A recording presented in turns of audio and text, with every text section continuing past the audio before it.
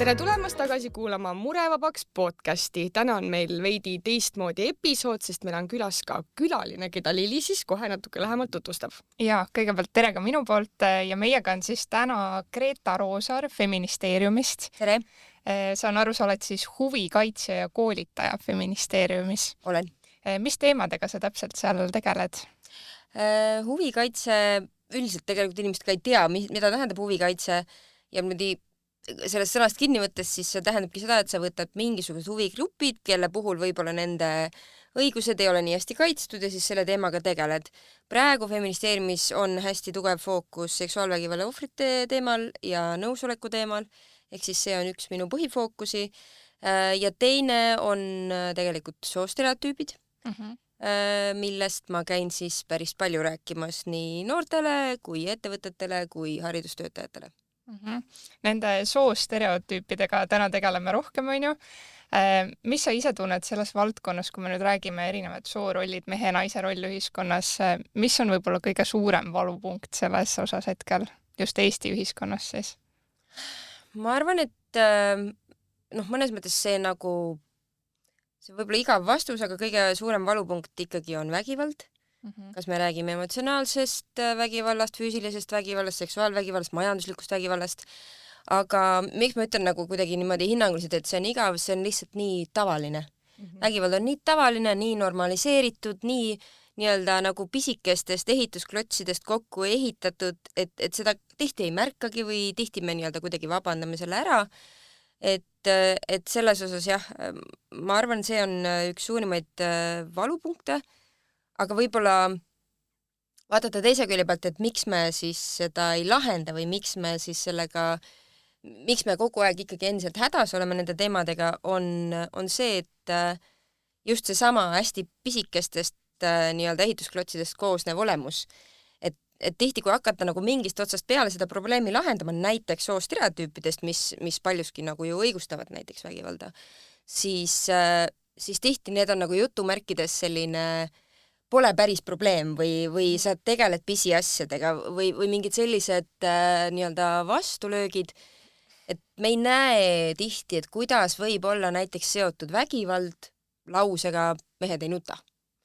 Et me kuidagi ei vii neid asju kokku ja kuna see on ka meie kultuuris kuidagi nii sisse imbunud ja nii omane ja tihti tundub inimestele ka loomulik, siis ma arvan, et esimene takistus üldse asjade lahendamisel on see, et me saaks aru, et meil on mingi probleem. Et vägivalla puhul inimesed saavad aru, et kui see on kuidagi hästi selline nii-öelda keegi lööb kedagi, siis kuidagi seda probleemi nähakse võib-olla, aga seda seotust igasuguse suhtumistega, tõekspidamistega, soorollidega, soostereotüüpidega, seda juba nii väga ei nähta, et see on hästi, hästi laialdane ja samal ajal hästi nähtamatu probleem. Aga kui me mõtleme mehe ja naise peale Eesti ühiskonnas, oskad sa välja tuua, et kumb nii-öelda paremas seisus on täna? Ma arvan, et see oleneb, mis perspektiivist me vaatame. Ma arvan, et mõlem niimoodi soolisest perspektiivist, et kui me vaatame, ma ei tea, eluiga, siis naistel on parem kui meestel. Kui me vaatame võimu ja raha teemasid, siis meestel on parem kui naistel, eks ole. Aga kui me võtame nüüd selle soolise ebavõrdsuse probleemi kui sellise, siis see teeb kõigile liiga. Et meil ei ole kuidagi, me tegelikult ju soolise võrdsuse taotlusega ei taha seda, et naised ja mehed koha ära vahetaks. Me tahame, et kõigil oleks esiteks võimalus olla nemad ise, võimalus mitte teha oma valikuid kellegi teise süsteemide, reeglite ja ootuste järgi, vaid lähtudagi iseendast, võimalus, ma ei tea, tunda oma tundeid, mida täna, ütleme siin pooltel inimestele nii väga ei ole lubatud, kui see ei ole, ma ei tea, viha või enesekindlus. Et selles osas, kui me räägime struktuursest võimust, siis see on mitte ainult Eestis, vaid igal pool, eks ole, pigem ikkagi meeste poole kaldu, aga see ei tähenda, et neil oleks hästi hea olla selles ebavõrdses ühiskonnas. Aga kus üldse, ma mäletan mitmed aastad tagasi rohkem räägiti sellest soorollide teemast ja see oli rohkem kuidagi meie ees ja kõik see palgavõrdsuse teema ja miks naised saavad nii vähe palka samal töökohal, kus mehed näiteks saavad palju rohkem.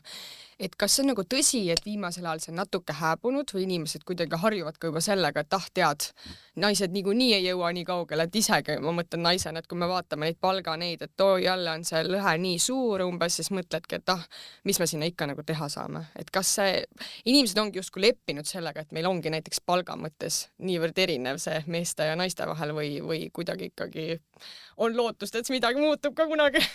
Ma loodan, et ei ole leppinud. Ma ise ei näe seda, et oleks nagu mingi leppimine toimunud. Küll aga igasugused lõhed kärisevad selles mõttes, kas me räägime nagu globaalsest plaanist, kas me räägime siseriiklikust, seda, mis Eestis toimub, eks ole, igasugused lõhed niikuinii kärisevad.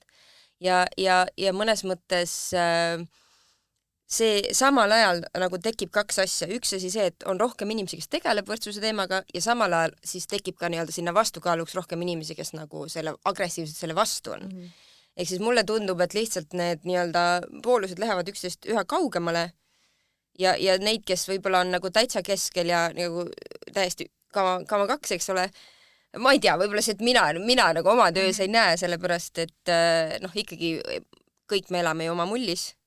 Ja minu mullis on, ei ole seda loobumist. Ma lihtsalt mõtlen nagu seda, et ma väga saan aru nendest inimestest, kes toetavad seda asja, et teeme paremaks ja kõik see, aga mis on nende argumendid, kes on selle vastu? Ma ei saa nagu sellest ise näiteks aru, et mis sul on öelda, et naine ja mees võiks olla võrdne? Kas see on siis mehelik see, et mees on tugevam ja peabki saama rohkem või mis nagu nende argumendid on, miks ei peaks olema see võrdne?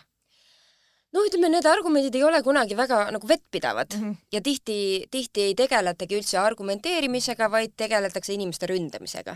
Et kui, oletame, mina näiteks räägin soolisest võrdsusest, siis tihti see nii-öelda rünnak ei tule mitte soolise võrdsuse kui sellise vastu, vaid see tuleb minu vastu. Ma ei tea, mis täpselt mul on, et kas ma olen vana või kole või rumal või nagu, ühesõnaga midagi sellist, mis ei olegi tegelikult selle teemaga seotud. Et selles osas, ja siis on hästi palju mingisuguseid väljamõeldud argumente. Et kuidagi nagu, ma ei tea, näiteks ma tahaks kellegi traditsioonilist perekonda näiteks ära lõhkuda. Et nagu, kurb tunnistada, aga mul endal on nagu väga traditsiooniline perekond.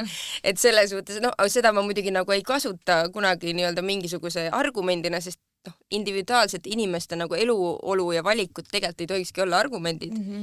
Aga see nagu mõte on selles, et ega seal ei olegi päriselt mingit argumente, et on hästi palju demagoogiat, on hästi palju hirmutamist ja see selles mõttes nagu töötab praegu sellepärast, et meil on väga ebakindel aeg, et meil on, ma ei tea, sõda Euroopas, meil on majandusega on nagu on, eks ole, ja siis ühelt poolt on mingid kliimateemad tulevad peale, eriti noortele annab see kuidagi tunda mingis sellises nii-öelda maailmalises ebakindluses.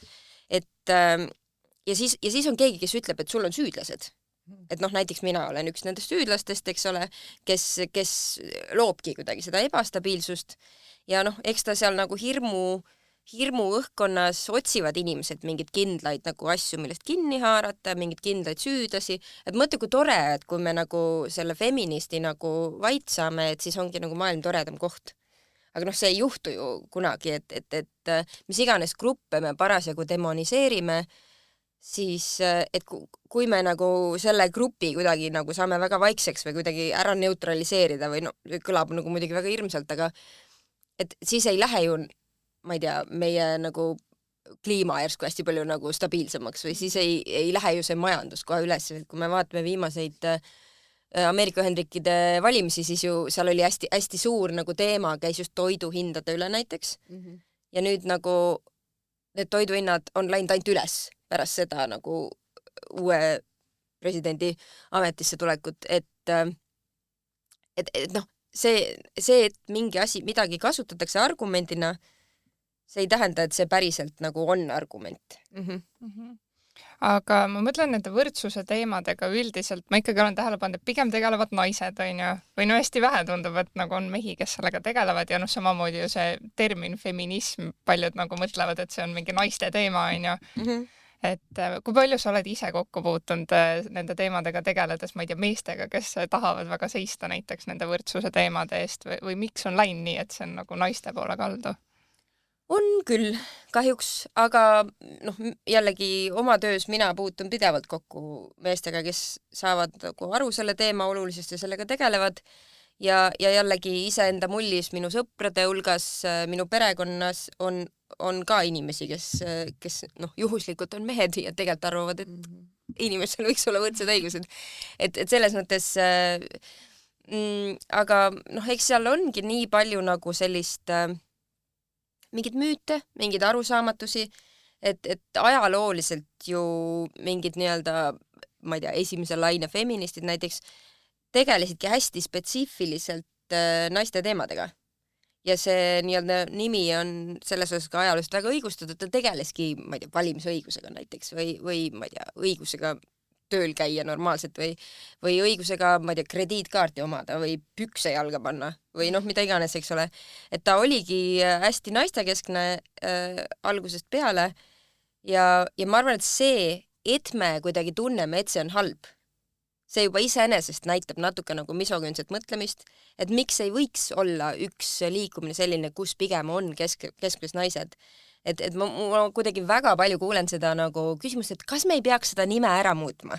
Kas me ei peaks ütlema nagu feminismi asemel mingi võrdsus ja mitmekesisus? Ja ma teinekord teengi seda esialgu, kui ma inimestele lähenen, aga idee on selles, et ma ei ole kohanud inimest, kellel on hästi suur probleem selle sõnaga, aga nagu nende ideedega, mis seal sees on ja võrdsusega kui sellisega on nagu okei. Et noh, tavaliselt jälle see on üks asi, kust kinni hakata, mitte jälle päris argument.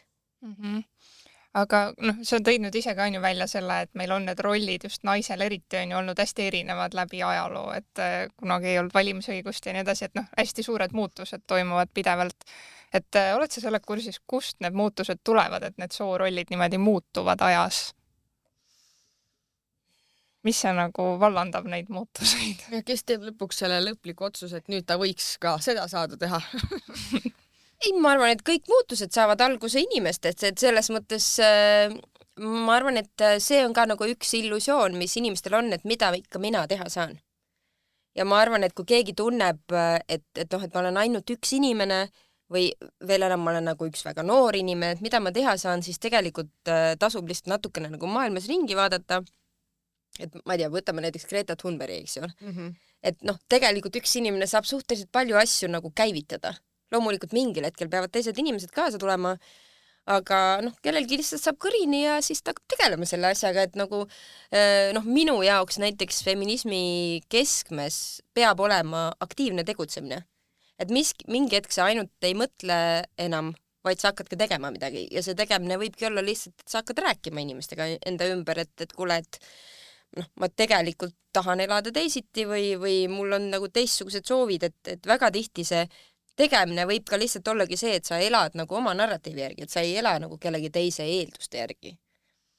Et ma ei tea, noh, minule meeldis näiteks teismelisena väga jalgpalli mängida, et kuidagi, et see nagu inimestele ette ei, et see, et sa võib-olla teedki üldse seda, et mis inimestele ette jääb või mida talle nagu ette heidetakse või juba see tegelikult on tegutsemine ja see ei ole tegelikult lihtne.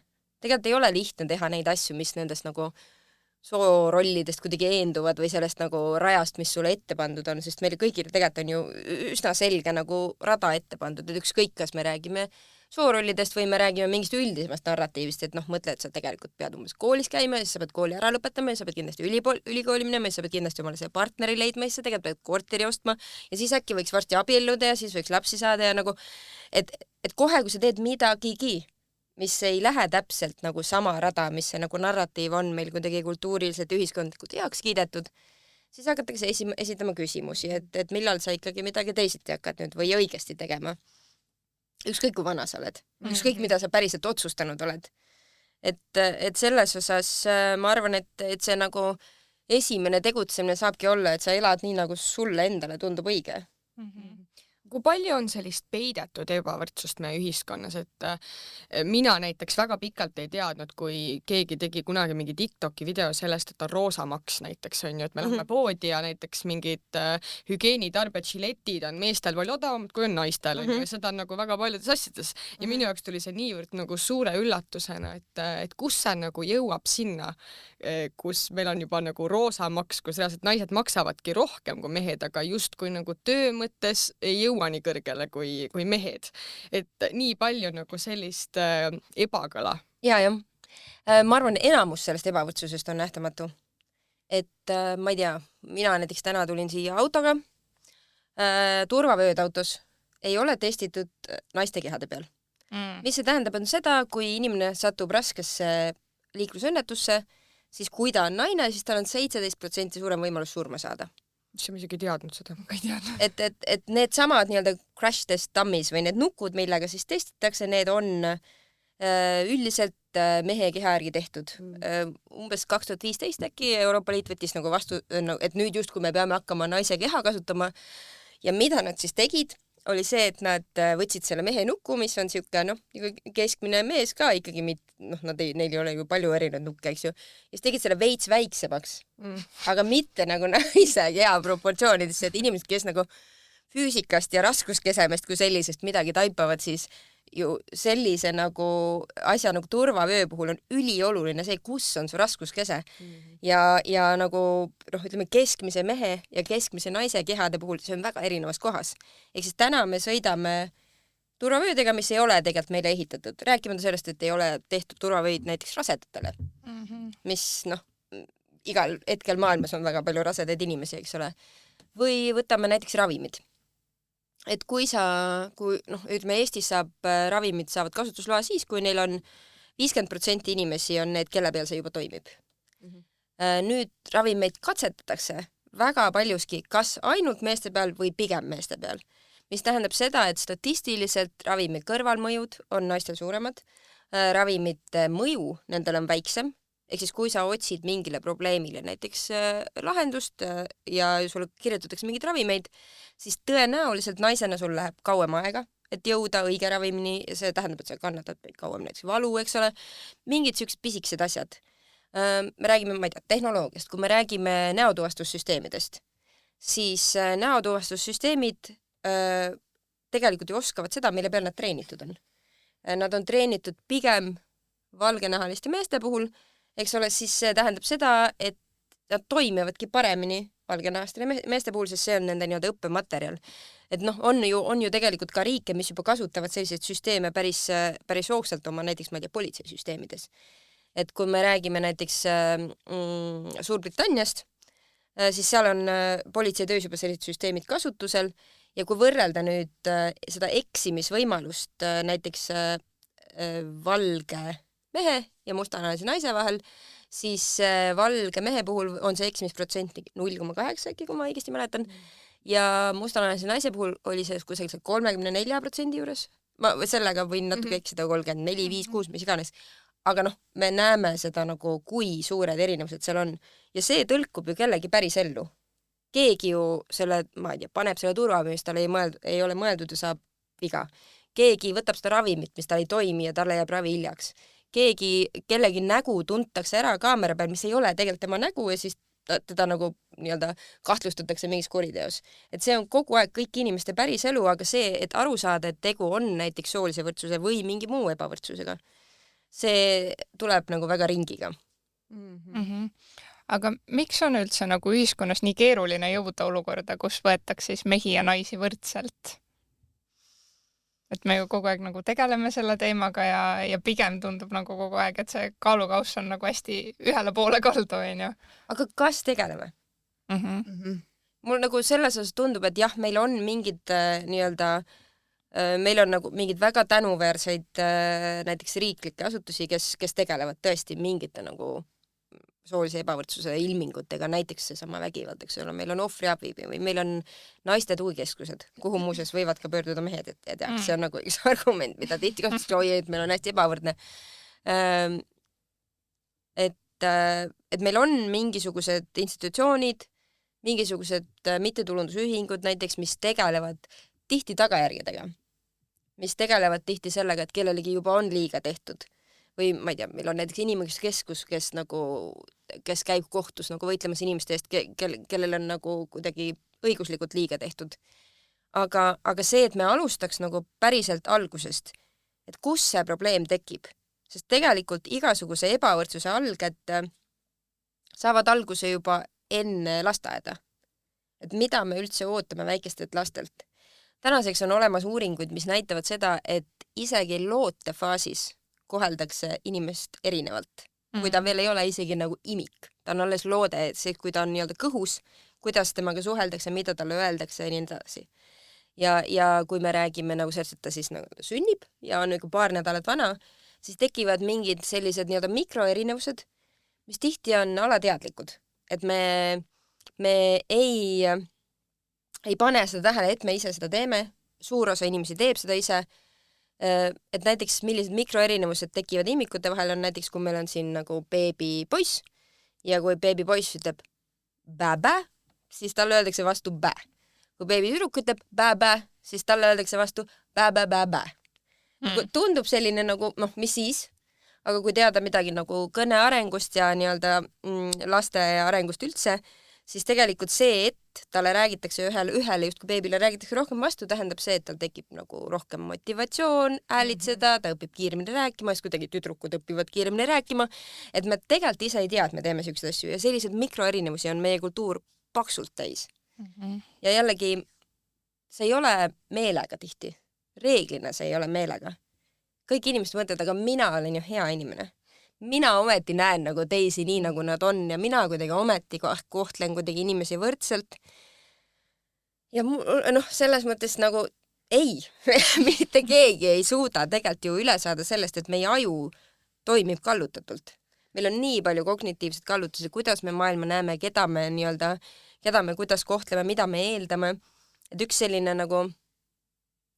selline kognitiivne kallutatus, vaid tajuviga, mis meile kõigile omane on inglise keeles confirmation bias või eesti keeles võiks tõlkida seda nii-öelda kinnituskalduvus.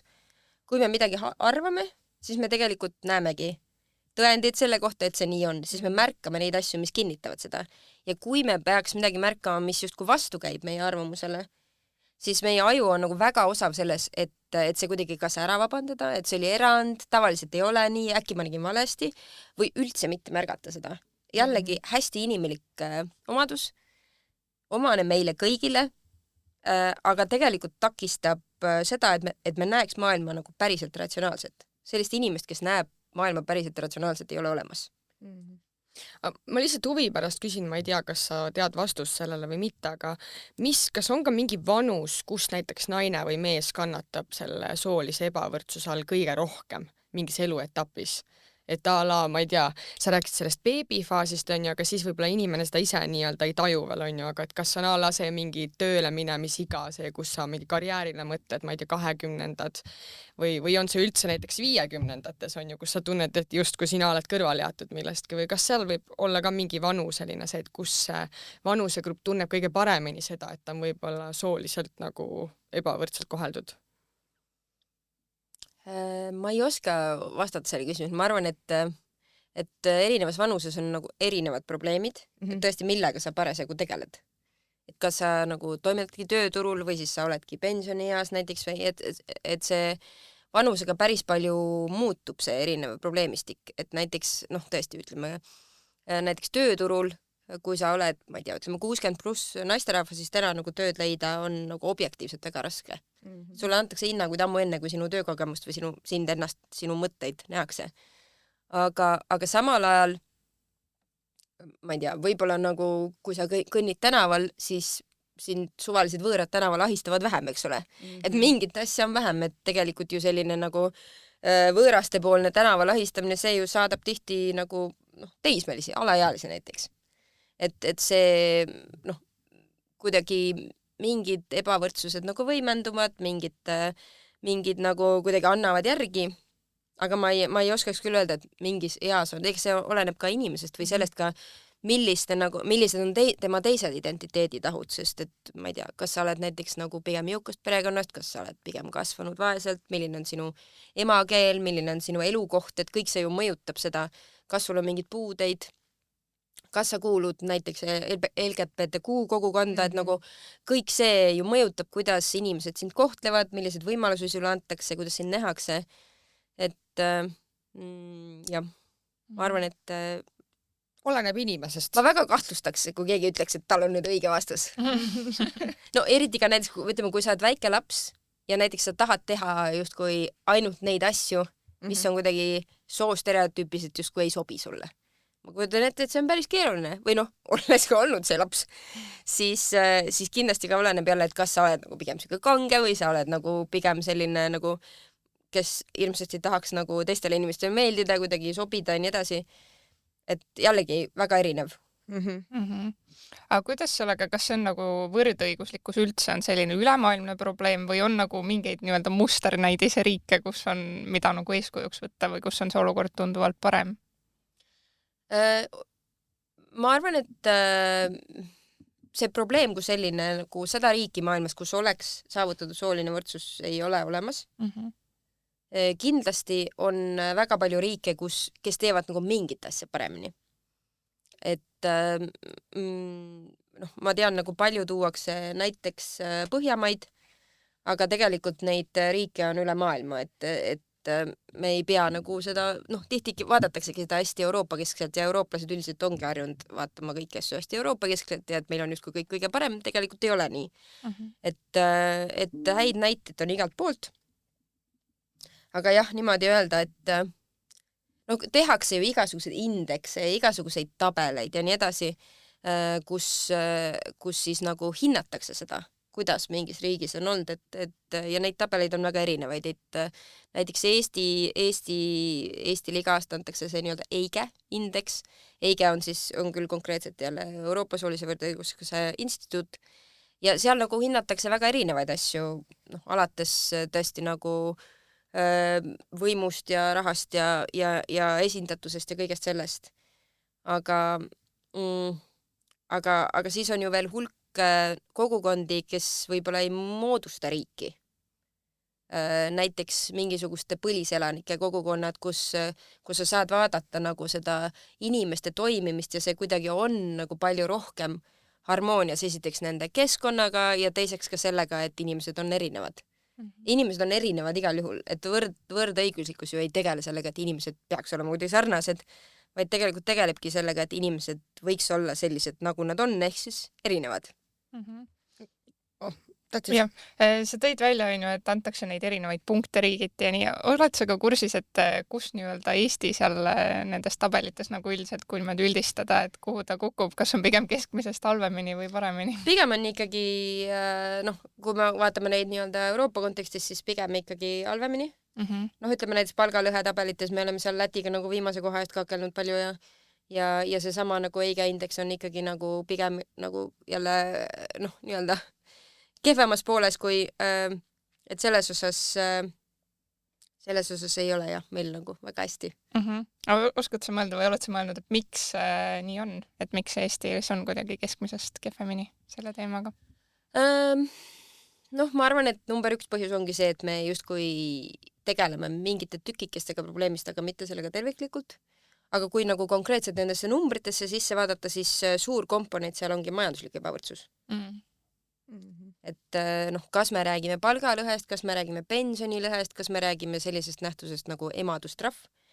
Et kes ei tea, mis asi on emadustrahv, siis üldiselt on niimoodi, et kui naine saab emaks, siis tema nii-öelda sissetulek sellest kannatab oluliselt võrreldes siis nende sookaaslastega, kes ei ole vanemaks saanud. Ja mitte ainult see nagu, ma ei tea, see aeg, kui sa võib-olla oled vanema hoolduspuhkusel või töölt eemal, vaid tegelikult see on 10 ja 20 aastat see mõju. Aga meil näiteks ei ole sellist nähtust nagu isadustrahv, et tegelikult seal toimib see asi vastupidi, et kui meesterahvas saab isaks, siis seal on hoopis niisugune väike positiivne lüke, et ju ta siis nüüd on, ma ei tea, vastutustundlikum ja kuidagi stabiilsem ja seal võib pigem isegi märgata palgatõusu. Et mingid sellised ja kui me vaatame nagu ma ei tea, näiteks haridustaseme poolest, siis seal on ju meil ka väga tugev sooline ebavõrdsus nagu naiste kasuks, et naiste haridus on väga palju kõrgem. Aga see ei peegeldu palgas. Kindlasti on üks väga suur komponent selline asi nagu hoolduskoormus või hooletöö. Ehk siis see, et hooletööd on ka mitut sorti, eks ole, kas me räägime palgalisest hooletööst, nagu ma ei tea, õpetajad, hooldajad, medõed, või me räägime nii-öelda ilma palgata hooletööst, see, et sa, ma ei tea, oma vanaema, vanaisa või ma ei tea, mingite haigete sugulaste või laste või kellegi eest hoolitsed, et see tegelikult on ju lahutamatu osa meie ühiskonnast ja lahutamatu osa ka meie majandusest. Küll aga seda, seal ei ole nii-öelda numbreid küljes, eks ole. Et tegelikult näiteks mõttekoda Praxis on nii-öelda arvutanud välja selle, et kui suur võiks olla siis nii-öelda hooletöö osa meie majandusest ja need numbrid on väga suured. Ja tegelikult seda on tehtud ka muudes riikides. Et Eesti lihtsalt täna on nagu natuke sellises nagu kuidas nüüd öelda, mitte kõige nagu mõistlikumas nii-öelda pildis majandused, et me näiteks mõõdame sisemajanduse kogu produkti, eks ole, mis ei ole nagu sugugi terviklik näitaja. Päris paljud nagu teised riigid on läinud juba teistsuguste näitajate peale, mis näiteks arvestavad seda, üks asi näiteks hooletööd, aga ka seda, kui õnnelikud on inimesed, milline on mõju keskkonnale ja nii edasi. Et ma arvan, et Eestil seisab see ka ees, aga ma arvan, et see esimene poliitik, kes võib-olla selle välja ütleb, tema nagu teeb sellise poliitilise enesetapu, aga ma siis loodan, et teised tulevad järgi ja noh, sest nagu see nagu majandusmudel, kus me täna elame, et me see nagu pidevalt kasvu taga ajame, see ei ole ei matemaatiliselt ega füüsikaliselt nagu kuidagi tehtav. Aga ometi ja no ma tegelikult nagu kulisside tagant tean, et päris paljud poliitikud saavad sellest ka aru, lihtsalt keegi ei julge seda välja öelda, sest noh, tõenäoliselt nagu kui me oleme kogu aeg üles kasvanud selles nagu maailmas, kus majandus peab kasvama ja kohe kui ei kasva, siis on kõigil inimestel hästi halb või noh, see on ju see narratiiv, eks ole, siis jah, see esimene poliitik tõenäoliselt või esimesed 10 tõenäoliselt väga edukad ei ole oma poliitilises karjääris, aga tehke see ohverdus. Aga ma hakkasin mõtlema selle peale, et sa mainisid ka seda, et mehed ja naised näiteks väljas käimise puhul on ju, et meestel on mingid ootused näiteks, noh, ma ei üldista nüüd küll, aga ma üldistan praegu, kõik mehed ei ole sellised, on ju, aga ise olen nii palju nagu näinud näiteks sotsiaalmeedias ka selliseid arvamusi, et naised ei tohi kanda mingeid riideid, kui nad on suhtes näiteks, on ju, või siis liiga lühike seelik või meil on ka siin podcastis käinud inimesi rääkimas, kes ütlevad, et nad on kohanud sellist käitumist ja ka tutvusringkonnas, kus ongi see, et sul on reaalselt mingid ootused enda partneri poolt, kus sa oled nüüd nagu suhtes või võetud naine, on ju. Ja üha rohkem minu meelest sellised alfamehed nagu kogunevad ja saavad seda võimu juurde, et vähemalt kui ma vaatan TikToki nii välismaal, USA-s kui ka Eestis, justkui nad saavad seda enesekindlust juurde, et nüüd nemad võivad öelda ja me teame, mis me teeme ja me ei ole mingid mõttetud mehed, on ju, et ma ei teagi, kust peaks hakkama õpetama noortele siis selliseid asju, et see ei ole nagu okei, kas see peaks tulema nagu kooliastmes juba see muutus, et me õpetame noortele paremini, ma ei tea, kuidas käituda vastaspoolega või mis nagu tingib selle, et meil on praegu see, et mehed isegi saavad nagu jõudu juurde sellest, et me oleme alfamehed ja meie otsustame, mis meie naised teevad. No muidugi samal ajal meil on nagu selline asi, nagu inglise keeles öeldakse male loneliness epidemic, eks ole, asjad on omavahel seotud. Aga nagu ma arvan, et see jõudu juurde, noh, eks see on ka see, et me elame praegu mingis spermakriisis, eks kogu aeg on midagi nagu päriselt nagu maailmas väga keerulist toimumas. Ja see ka jõuab meieni kõik, et noh, et tegelikult ei ole ju maailmas olnud mingid hästi nagu toredaid pikki rahuperioode, kui me nagu jälle Euroopas korra välja vaatame, aga praegu tõesti igasugune nagu jama tegelikult jõuab meieni ja inimesed on ebakindlad ja jälle kusagil keegi annab sulle õiged vastused, et kuidas nagu teha see maailm nagu korda ja kuidas nagu lahendada igasugused probleemid ära ja kui me räägime nagu konkreetselt näiteks nagu manosfäärist või sellisest misoküünsest sisuloomest, siis seal on ka ju nagu tegelikult pakutakse vastuseid mingitele päris muredele, mingitele päris ebakindlustele, mis siis, et see vastus on noh, pehmelt öeldes nagu kõheldava väärtusega, kui nagu mitte öelda, et noh, lihtsalt nagu noh, hästi ebaloogiline ja vastuoluline juba iseenesest. Aga aga selles mõttes seal keegi pakub vastuseid, keegi ütleb sulle, et tee need 10 asja ja siis ongi nagu sul hästi. Et siis sa oledki see Sigma või see põhiboss, seal lõpuboss. Et selles mõttes nagu mõtle, kui tore on elada nii, et keegi annab sulle kõik vastused ja justkui kõik õiged sammud. Sest see teine variant on ju see, et õigeid vastused ei olegi. Et sa peadki katsetama, sa pead kuidagi proovima, sa pead nagu pettuma, sa pead pingutama, nii edasi, et sul ei ole nagu seda ühte süüdlast, kes nagu kuidagi ees seisab. Et selles mõttes ma arvan, et nagu praegu kogu selle maailma ebakindlusega ja ka sellega, et noh, eriti ka noortega nagu nii väga ju nagu neid alternatiivseid, positiivseid eeskujusid ei ole. Ja kui lisada sinna, et tegelikult me ei räägi ju selle retoorika, selle alfameeste retoorika puhul üldse mitte ainult noortest, vaid meil on nagu kohalikes omavalitsustes ja Riigikogus ja ettevõtete eesotsas ju need samad nagu tüübid, kes räägivad sama juttu. Et noh, ma arvan, et need tüübid on nagu alati olemas olnud, aga 10 aastat tagasi nad ei julgenud kõva häälega öelda oma neid mõtteid, et kes võib või hääletada näiteks valimistel. Aga sotsiaalmeedia on seda ka mingis mõttes hullemaks teinud, sest ma tunnen, et võib-olla enne seda räiget sotsiaalmeedia buumi minuni jõudnud nagu kõik see asi, et nüüd ma vahepeal vaatan ja imestan, et nagu täiesti jube, et mis mehed mõned inimesed on, et mida nad süstivad nagu nende noorte poiste sisse, et hirm on lausa mõelda, mis neist nagu tulevikus saab. Kindlasti on sotsiaalmeedia osa sellest, sest kui me mõtleme, et kes nagu omab näiteks neid sotsiaalmeedia platvorme, ja kui me mõtleme ka sellele, et igasugune nagu väga ekstreemne sisu, mis on selline hästi must ja valge, väga hästi müüb, väga hästi nagu toodab klikke. Igasugune nagu provokatsioon, igasugune nagu agressiivsus, tihti ka vägivald tegelikult nagu toodab raha ju nendele suurtele korporatsioonidele, kes on nagu sotsiaalmeedia platvormide taga. Et kui me vaatame mis iganes platvorme, siis nende enda nii-öelda reeglites on ju ka kirjas tihti, et mida võib ja ei või. Aga huvitaval kombel nad nagu väga ei jõua järgida neid asju, et ja noh, ütleme, ma ei hakka nagu ühegi sisuloja nime nimetama, aga lihtsalt, et tõesti mingite väga nagu ekstreemselt vägivalda nii-öelda promovate sisulojate puhul, see ei ole nii, et nendele kuidagi need reeglid kehtivad, et väga tihti see sisu on väga kaua üleval. Ja noh, see on nagu paraku segu sellest, et mis nagu inimese tähelepanu köidab, kuidas meie mõtlemine toimib, et väga tihti on see, et igasugused nagu sellised hästi polariseerivad teemad toodavadki klikke. Järelikult nende platvormidel on nagu kasulik neid seal hoida, see tegelikult teenib neile raha. Lihtsalt, et see teenib neile raha praegu ka nagu meie noorte meeste näiteks vaimse tervise arvelt. Et Eestis on seda uuritud selliselt, et kui teha endale konto näiteks mingi sotsiaalmeedia platvormile ja sa paned sinna kirja, et sa oled 16-aastane poiss, siis võtab maksimaalselt 4 minutit, et sinuni jõuaks väga vägivaldne naistevastane sisu. 4 minutit. Ja siis sa juba pead nagu sellega hakkama võitlema ja see läheb kogu aeg ekstreemsemaks. Ja noh, üks asi on see, mida tegelikult see sisu teeb nende samade noormeestega, et neil ei ole ju hea olla seal.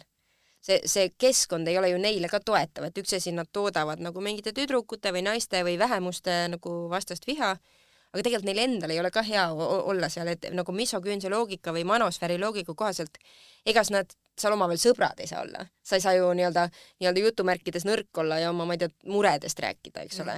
Et sa pead ju olema mingisugune nagu kolmnurk, kes treenib oma muskleid ja kellel on hästi palju raha ja mingisugune sportauto ja ma ei tea, korter Dubais, eks ole, mis nagu, noh, olgem ausad, enamus 16-aastastel ei juhtu mitte kunagi.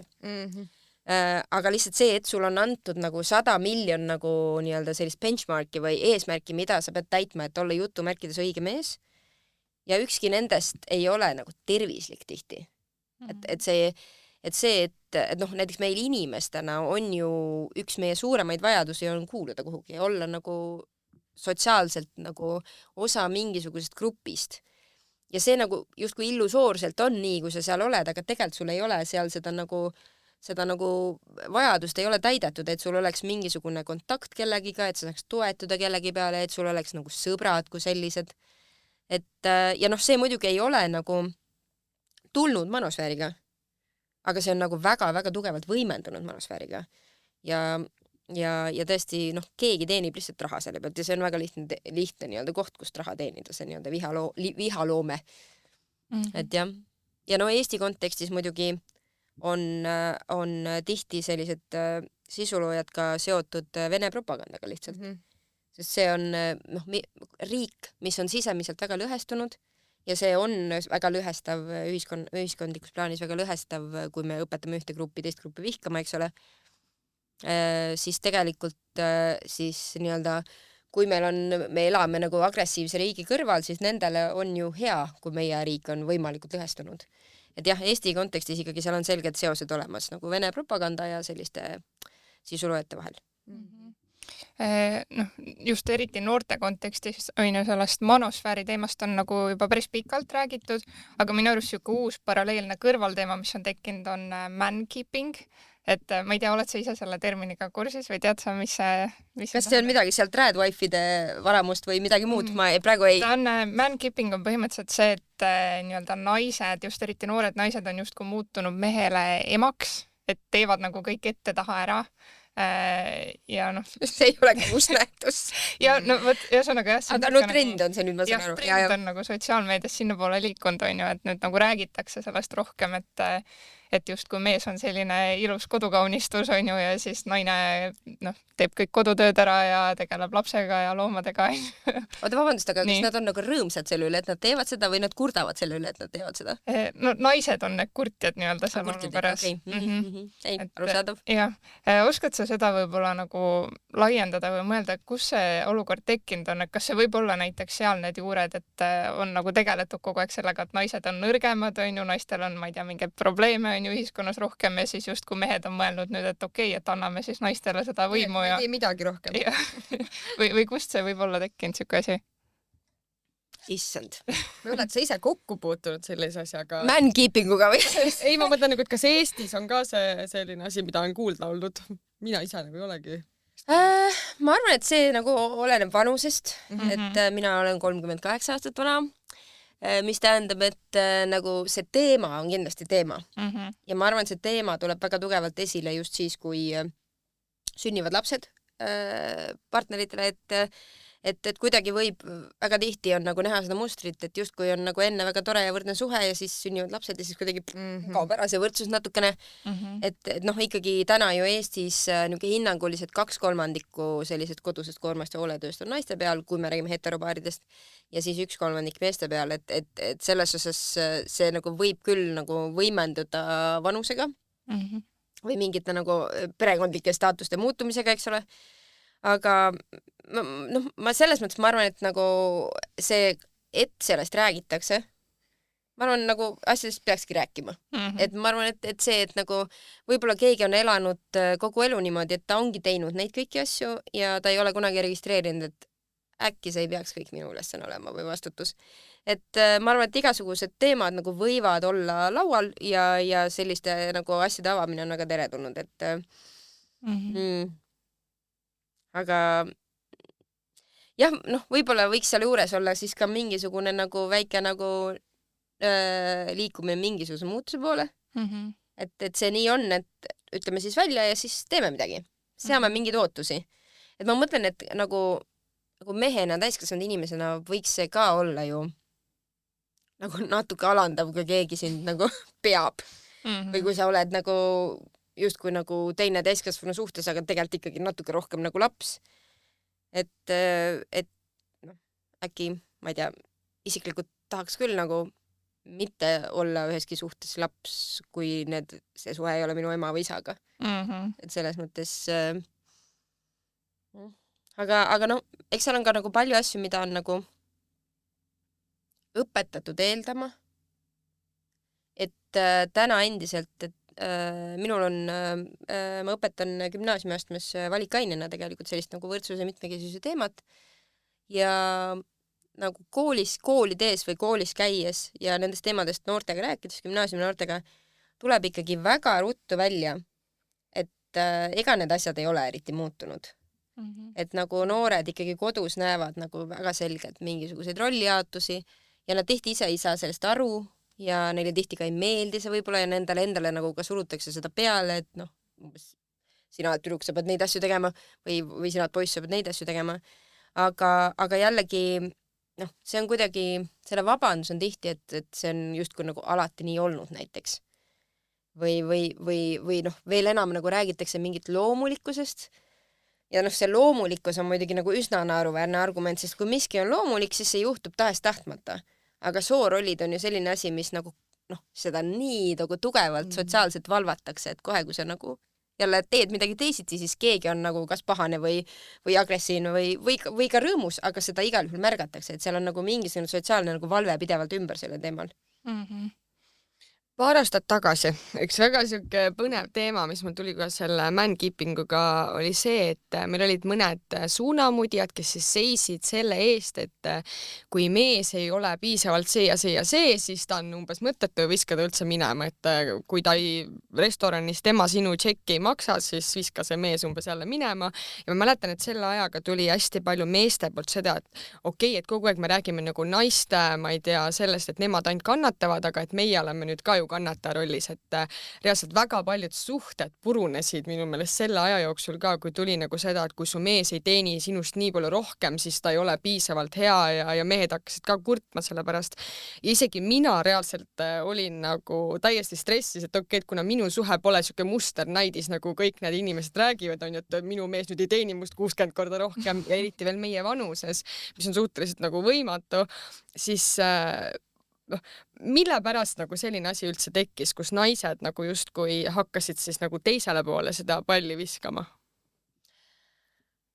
Ma arvan, et seal on kaks asja. Üks asi on see, et me tihti nagu unustame ära, et see võrdsuse teema ei ole nagu naised versus mehed, vaid tegelikult erinevaid nagu kahjulikke soohoiakuid kannab suur osa inimkonnast.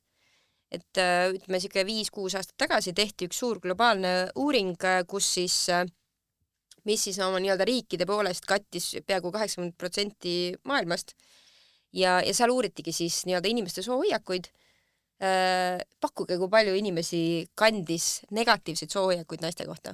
Mis protsent see võis olla selles uuringus? Ma ütleks mingi hästi kõrge, mingi ma ei tea, üle 90. Jah. Seal 90 kandist oli natuke peale, et selles mõttes nagu jah, see on mingisugune ka üks müüt, et me räägime just kui mingist mehed versus naised teemast, aga tegelikult suur osa naisi on ju ka kasvanud selles kultuuris, on ju ka kasvanud selles väärtusruumis ja kannavad neid samu hoiakuid. Väga tihti iseenda vastu ka tegelikult, aga ka teiste nii-öelda naiste vastu, et see nagu see kahjulik hoiak on nagu väga-väga paljudel. Mis ei tähenda, et seda nagu, et noh, nüüd ongi kõik on sellised ja nüüd nii on, et tegelikult sellega saab väga nagu selgelt tegeleda ja seda saab väga selgelt muuta kõigi vastu sõbralikumaks, aga tõesti jah, et naised ei ole kuidagi nagu eraldi sellest. Aga nüüd täiesti teine nähtus on selline nii-öelda võimu lähedale hoidmise nähtus, mis on nagu psühholoogiliselt hästi loogiline. Et kui me räägime näiteks sellest, et jällegi me võime rääkida sellest ka mingite teiste nii-öelda gruppide puhul, aga kui me näiteks räägime naistest, meestest ja nagu võimupositsioonist, siis see, et on olemas mingid naised, kes justkui nagu seisavad nagu patriarhaadi eest või ebavõrdsuse eest, siis see on hästi loogiline, sellepärast et noh, kuidas inimesele psühholoogiliselt tundub, kui ma olen võimule lähemal, mul on kuidagi turvalisem. Mina olen kuidagi nagu natuke nagu eemal sellest võib-olla vägivallast või ebaõiglusest, mis siis nii-öelda nende teiste naiste peale läheb. Et selle inglise keeles on selline väljend not like other girls, et see on nagu, see läheb natuke nagu sinna mõtlemise alla ja noh, see nagu paljud inimesed käivad selle etapi läbi, kaasa arvatud mina näiteks kusagil keskkooli vanuses mingi hetk mõtlesin, et kaua ma nagu selle võrdsuse eest võitlen, et naised on nii nõvedad. Et noh, kuidagi mingi selline nagu noh, natuke nagu rumal ja nagu nüansivaene nagu mõttekäik, aga see selles mõttes on loogiline, et tundub, et okei, aga kui naistest räägitakse nii halvasti, et nad on sellised ja noh, ühesõnaga mingid nagu negatiivsed stereotüübid, siis sa ju iseennast tead ja sa ju tead, et noh, mina olen ju kuidagi nagu noh, tegelikult põnevam ja komplekssem ja ma ei ole ju see stereotüüp ja siis kuidagi peast tundubki loogiline, et äkki ma siis peakski hoidma nagu nende tüüpide poole, kes tunduvad olevat nagu ka inimlikult kirjud nagu mina.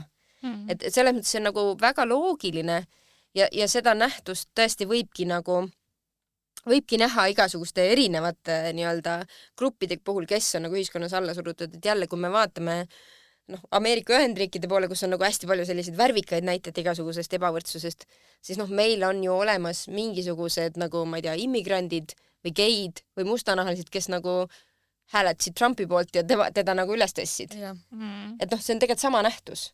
Et sa kuidagi nagu hoiad sinna võimu lähedale, et mul oleks parem, aga see on alati illusioon. Kui sa ikkagi kuulud sellesse gruppi, mis ei ole seal võimupositsioonil, siis ükskõik nagu palju sa proovid, siis mingil hetkel see võib nagu sind alt vedada. Aga kui palju üldse sellist stereotüüpset mõtteviisi ja seda, et kui naine teeb seda ja mees teeb seda, näiteks kasutatakse manipulatsioonina. Et hästi palju ma olen ise tähele pannud mingites suhetes, kus näiteks naine teab väga hästi, mis nagu peaks olema ja siis ta manipuleerib meest nagu nende asjadega, on ju, et mina ju ei peaks seda tegema ja vastupidi tuleb ka mehe poolt, on ju. Et kui palju nagu seda manipulatsiooni tegelikult on, võib-olla isegi sellist, millest me nagu aru ei saa. Ka näiteks riigi tasandil, kui me vaatame, ma ei tea, mingi valitsust, on ju, kui siin vahepeal räägiti, et kui naine oli ees, siis kommenteeriti tema seelikut, on ju, et noh, mehe puhul ju me kunagi ei räägi riietusest. Mulle tundub, et need on erinevad teemad. Jah, ei, seda küll. et see, kuidas me räägime näiteks kellestki, kes on kuidagi nagu tähelepanu keskmes või võimupositsioonil ja see, kas ja kuidas nagu inimesed suhetes manipuleerivad. Et ma kuidagi ei oska praegu siit edasi minna. Mulle tundub, et jällegi ma arvan, et see manipuleerimise pool, selleks on võimelised mis iganes soost inimesed, eks ole. Et see ja noh, mõnikord ongi nagu lihtne ju nende stereotüüpide taha ka pugeda, kui sa midagi ei taha või ei jaksa või ei viitsi või ei oska või lihtsalt nagu argumente pole, eks ole. Sest et noh, jällegi kõigil meil on peas mingisugused stereotüübid ja aju ülesanne on ju see, et kui sul infot ei ole, siis sa paned sinna ise mingi info. Ajul ei ole kunagi nagu lünklikku infot. Sul on ainult, kui sul päriselt on lünklik info, siis su aju täidab selle ära. Ta täidab selle stereotüüpidega. Ja tõesti nagu, ja selle soolise võrdsuse teemas on ka tihti nagu puudu inimestele infot. Nad ei tea, millest me tegelikult räägime, et me nagu ei räägi, ma ei tea, kõriauguni kuulnud sellest, et minule küll meeldib, kuidas mul uks lahti tehakse, kui ma umbes lähen kuhugi, eks ole, et see ei ole soolise võrdsuse küsimus, nagu ma teen kõigile ukse lahti, kui ma näen, et nad hakkavad uksest sisse minema, see tundub nagu elementaarne viisakus, olge viisakad edasi inimesed üksteisega, ükskõik mis soost, eks ole. Aga nagu, et me tegelikult räägimegi, ma ei tea, ravimitest ja ma ei tea, iibest ja majandusest ja nagu turvavöödest, eks ole. Et see nagu, see info on puudu ja siis keegi nagu tegelikult võib-olla tunnetab seda, seesama nagu manipuleerija võib-olla ka tunnetab seda, et ta ongi mingisugusest kehvemal positsioonil, et ma siis vähemalt võtan need nagu siksed boonused, mis nagu on sellel maailmal mulle pakkuda. Selle poliitilise teemaga ma pigem mõtlesin seda, ma juba lihtsalt ruttasin ette, et näiteks kui oligi see, kus kommenteeriti seal mingit välimust ees, on ju, mingi istungi raames, on ju, siis minu arust see oli nii veider vaadata, kui nagu normaliseeritud see oli. Et järsku nagu mingi, okei, et kuna sa midagi umbes öelda ei osanud, siis aga vaata, milline see välja näed, on ju. Et kui oleks see nagu teistpidi olnud, siis ma ei kujuta ette, sellest oleks mingi räme skandaal tulnud, kuidas kommenteeritakse seal mingi hea mehe välimust ja umbes oi, et ma ei tea, kas nagu inimesed, sellepärast ma alguses tulingi selle leppimise teema juurde, et justkui sellest ju, noh, tead, oli, mis oli, on ju, ja siis mõned nagu üksikud, kes võtsid selle ette, et kas see on nagu normaalne, on ju, ja seal tuli siis see nii-öelda kogukond kokku, kes arutas selle üle, siis ma tundsin ka, et kuidagi, kas me nagu teadlikult vaikime need asjad maha või siis nendest lihtsalt ei räägitagi. Ma arvan, et ka paljud ei märka selliseid asju, sest need ongi normaliseeritud, et kogu see nagu välimuse kommenteerimine, see on ju andke andeks, aga kuidas see inimesel nagu autoriteetsust või teadmisi või oskusi või võrgustikku või mida iganes sul on nagu professionaalselt nagu vaja parasjagu või mis sinu nii-öelda selline professionaalne kapital on, kuidas see mõjutab? Tegelikult ei mõjuta. Ja noh, kui me mõtleme, ma ei tea, kui Kersti Kaljulaid oli president, eks ole, siis kõik teadsid kogu aeg, et mis disaineri kleit on seljas, no mitte kedagi ei koti, mis kari seal seljas on.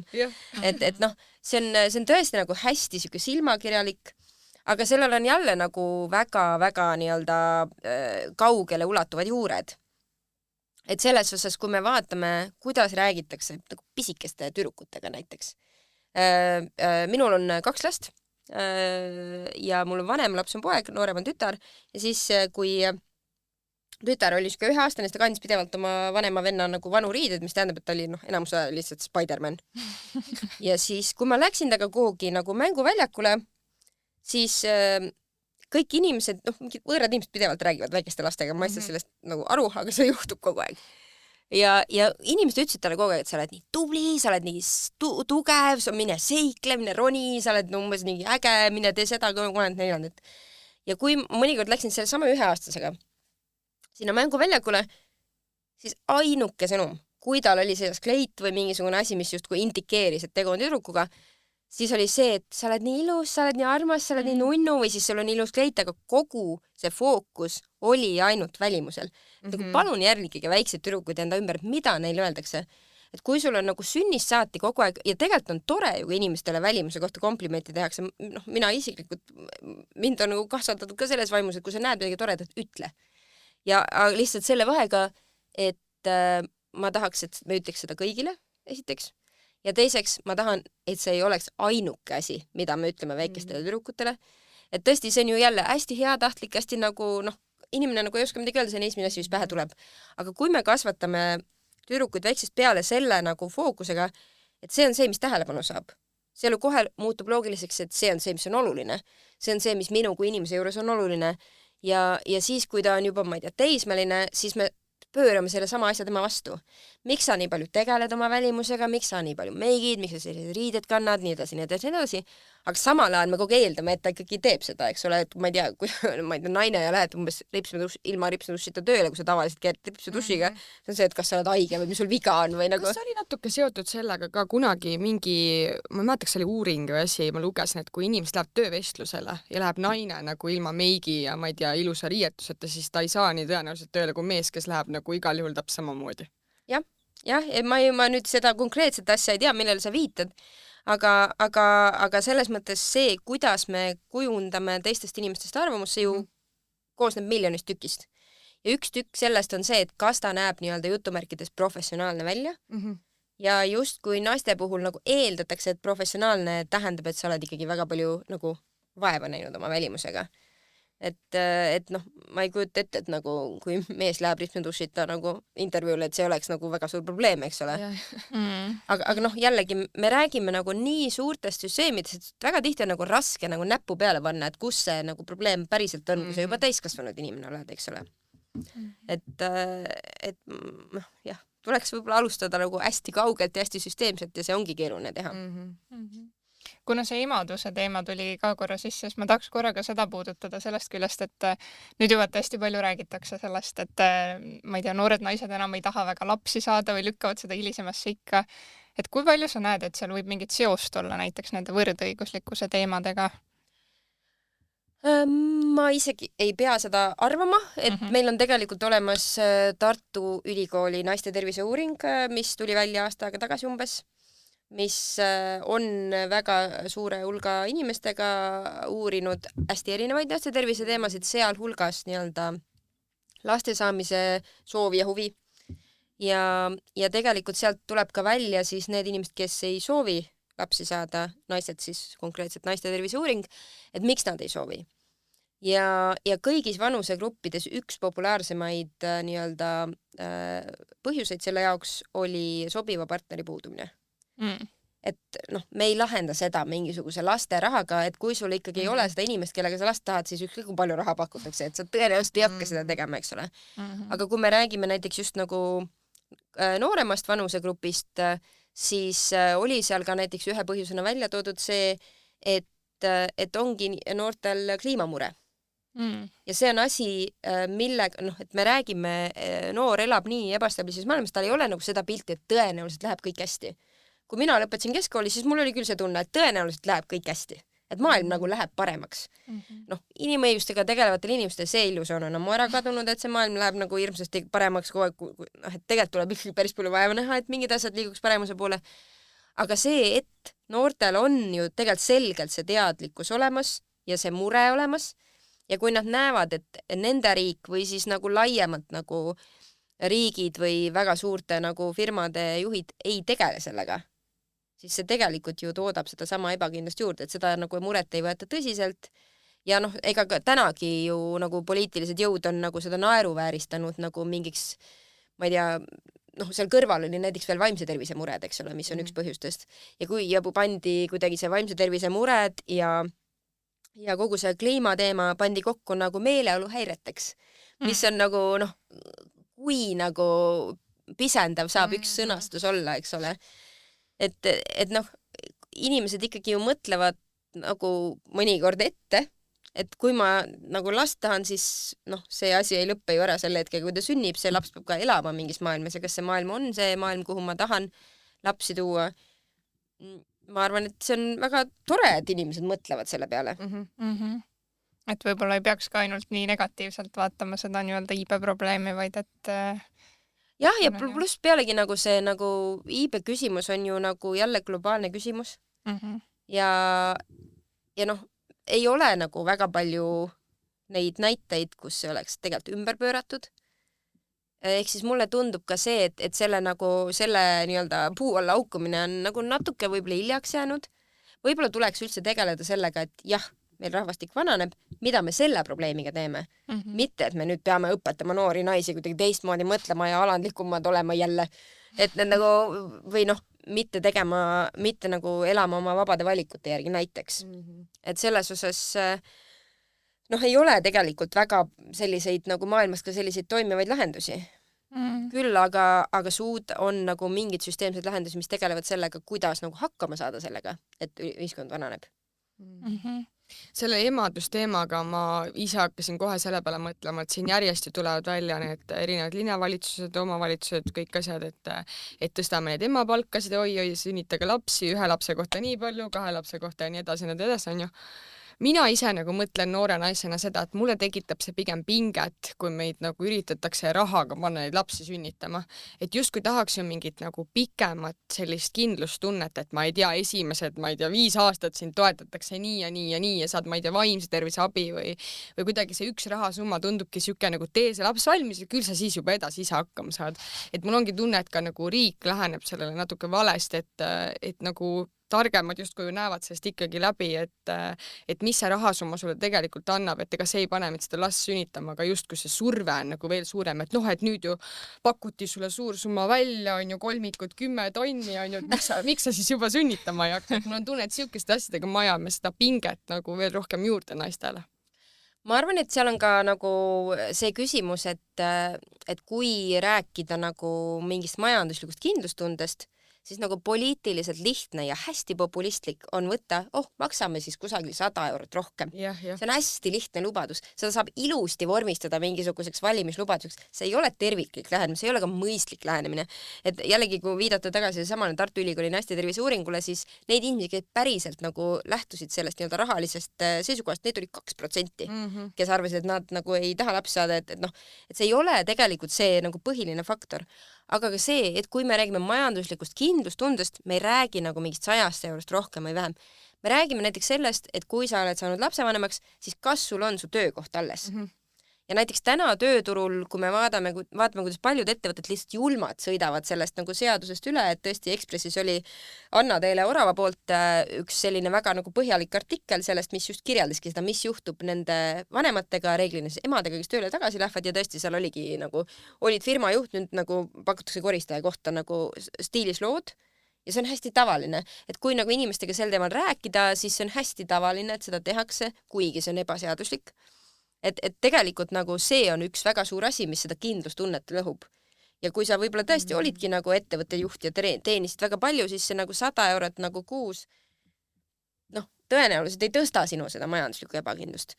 Või siis see sama nagu vaimse tervise teema, mis sa välja tõid, et meil on tegelikult nagu väga-väga tavaline on sünnitusjärgne depressioon. Et kas ja kuidas siis nagu tegeletakse selle sünnitajaga pärast, mitte ainult nagu selle sünnituse hetkel, kas ta saab seda abi või mingisugune, ma ei tea, sellised suuremad nagu tavalisemad probleemid, nagu ma ei tea, lasteaiakohtade puudus, et kas sa saadki üldse selle lapsele nagu kodu lähedal mingisuguse lasteaiakoha. Kõik see on see, mis loob seda majanduslikku ebakindlust, kas ma saan üldse töötada edasi. Ja mis siis saab, kui sellel lapsel on mõni puue, siis läheb see süsteem täiesti uppi, sest et nagu, kui me räägime puudega lastest, siis nende tugisüsteemid ja need spetsialistid, kes peaks neid aitama, neid on nagu kaugelt liiga vähe, eks ole. Ja nendest on väga suur puudus, et need on need asjad, millest me räägime, kui me räägime majanduslikust ebakindlusest, mitte mingisugusest, kas esimene laps saab ka sama palju kui teine või kolmas või, et ühesõnaga, jah, seal on mingid asju, mis justkui nagu loovad, mingit väärtust kannavad sõnumina, et noh, näiteks ma usun seesama, et kõik lapsed võiks saada nagu sama suurt lapsetoetust, see on nagu väärtuse sõnum. See nagu tohutult ei muuda seda majanduslikku ebakindlust, aga ma tegelikult arvan, et esimene laps on vajalik selleks, et sündiks ka kolmas laps, eks ole. Noh, kui lihtne matemaatiline mõte. Et aga noh, see kannab mingit väärtust. See ei tähenda, et seda kindlasti, et seda ei peaks tegema või see on mõttetu, aga see lihtsalt ei lahenda seda muret, mis on nii-öelda see suurem majandusliku ebakindluse mure. Ma jäin ise nagu kokkuvõtvalt mõtlema selle peale, et kui nagu võrdõiguslikkuse teemadest räägitakse, siis tihti, noh, vaat seal ümber on nagu päris palju sellist viha, või noh, et paljudele ei meeldi, ma ei tea, et nendest teemadest räägitakse. Aga noh, seda vaata tehakse ka hästi tihti nagu mingis mõttes etteheitvalt. Ma arvan, just nagu mehed võib-olla võivad nii tunda, et jälle meile heidetakse ette, et me teeme midagi valesti, või et noh, et kogu aeg on nagu mingi nii-öelda vingumine, just kui mehed oleks nagu halvemal positsioonil, või noh, teeks nagu midagi nii-öelda valesti. Et mida sa arvad, kuidas peaks siis sellest võrdõiguslikkuse teemast võib-olla rääkima nii, et see oleks ka meestele vastuvõetavam teema ja noh, üldse, et ei tuntaks, et see on nagu mingi teema, mida ei tohiks puudutada ja mis on nagu kuidagi ründav, vaid et see oleks selline nii-öelda mõistetav, et sellest peab rääkima ja samas, et see nagu ei haavaks kedagi. Ma arvan, et see kedagi haavab igal juhul. Ma arvan, mida iganes sa teed nagu. Noh, selles mõttes, kuidas iganes sa elad, kedasi haavad kogu aeg, et selles mõttes elada nii, et kõigil on nagu hästi, see ei ole üldse võimalik. Ma arvan, et kes iganes nagu tegutseb sel alal kuidagi, kuidas iganes, kas hästi viisakalt, hästi argumenteeritud, võib-olla agressiivselt, võib-olla ta korraldab mingit proteste, võib-olla ta nii-öelda teeb mingit, ma ei tea, kodanikualgatusi, mis iganes. Ma arvan, et see kõik on tore ja seda kõike on vaja. Ja ma arvan, et nagu see kuidagi kommentaar, et nagu et noh, et keegi kuidagi haav või tunneb ennast süüdlasena, mõtlen nagu vaata peeglisse, aga mida sa teinud oled siis? Et kui sa tunned, et sind rünnatakse, siis kas sa oled näiteks võtnud vastus, ma ei tea, nagu see on natuke nagu see not all men nagu mõte, eks ole, et me teame, et not all men, aga noh, mis sina selle jaoks siis teinud oled, et kui nagu meeste maine mingisuguses plaanis ongi kehv, siis see kas sa nagu mehena teed midagi, et seda parandada? Või kas sa lihtsalt nagu õiendad nendega, kes seda nagu mainet nii-öelda valguse kätte toovad? Et selles mõttes, et noh, ole siis see mees, keda vaja on või et nagu mitte ära virise nagu sõnumitoojate kallal selles mõttes. Et noh, jällegi väga harva olen kohanud neid inimesi, kes ütlevad, et nii ei peaks küll nagu tegelema selle võrdsuse teemaga või nii ei peaks küll nagu õiglusega tegelema. Ja siis, kui sa küsid, et noh, mida sina siis ise teed, siis on nagu kökmökk. Et selles mõttes kritiseerijaid on alati kritiseerijad on alati ja tegutse ja noh, mis iganes vallas sa tegutsed, siis sa saad igal juhul kriitikat, et selles mõttes ja see on nagu jällegi, seda võib ju kanda mis iganes nagu valdkondadesse üle, et näiteks ma ei tea, kui me räägime näiteks annetamisest või aitamisest, et kui me räägime, et ma ei tea, Eesti riik aitab Ukraina riiki ja siis ju ka sellel teemal on, eks ole, palju kriitikuid, et noh, tegelikult peaks ikka aitama oma inimesi ja nii edasi või tegelikult peaks, meil on, ma ei tea, haiged lapsed ja noh, väga õige, peakski aitama, mida sina teed, et aidata. Kas sina, noh, väga tihti need inimesed, kes nagu mingid, ma ei tea, Eesti haiged lapsi või keda iganes nagu esile toovad, siis nad ise ei tee mitte midagi selle sama grupi aitamiseks, keda nad justkui arvavad, et peaks aitama.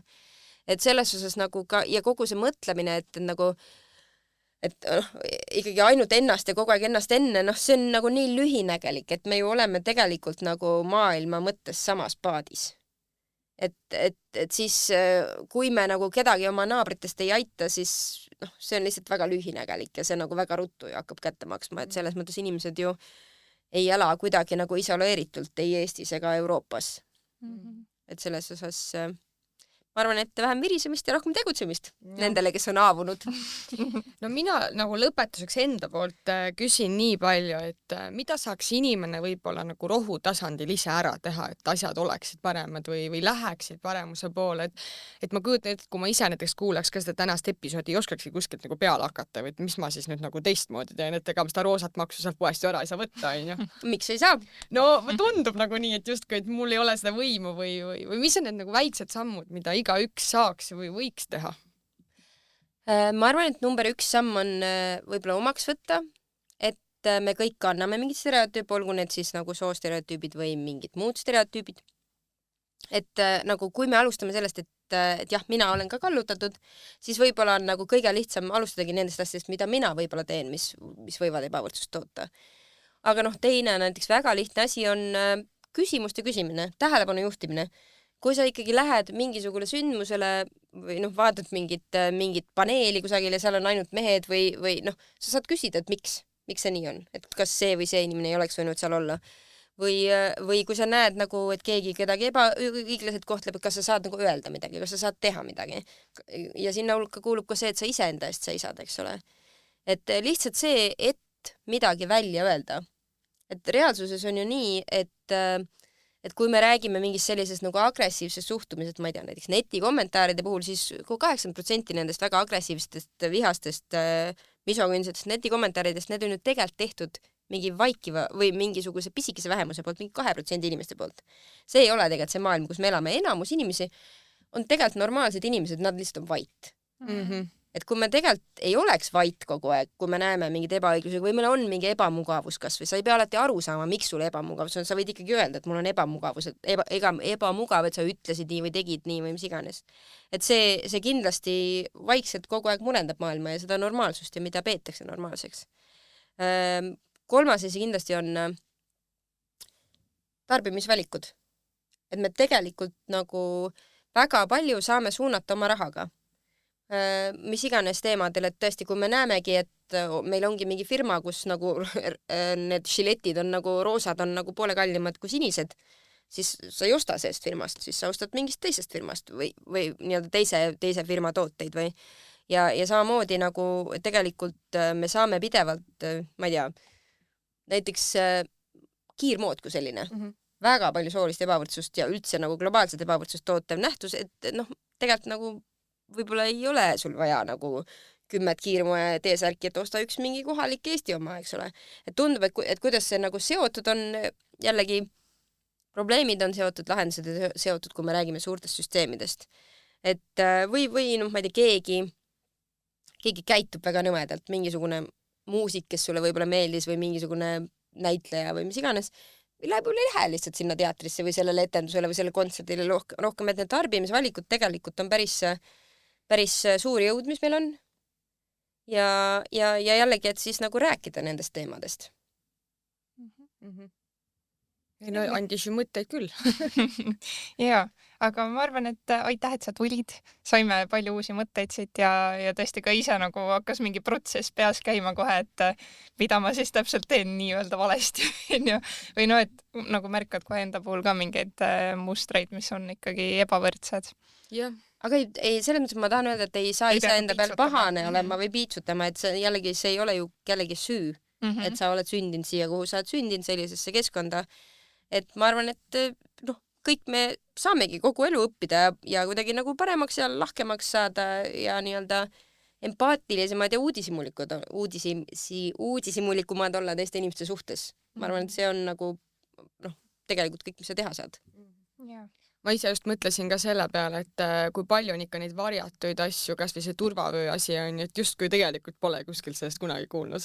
Ja see ravimitööstuse asi ka on, et väga palju huvitavaid asju, mille peale on kohe palju nüüd mõelda ja ise ka motivatsiooni rohkem edasi uurida, nii et aitäh sulle.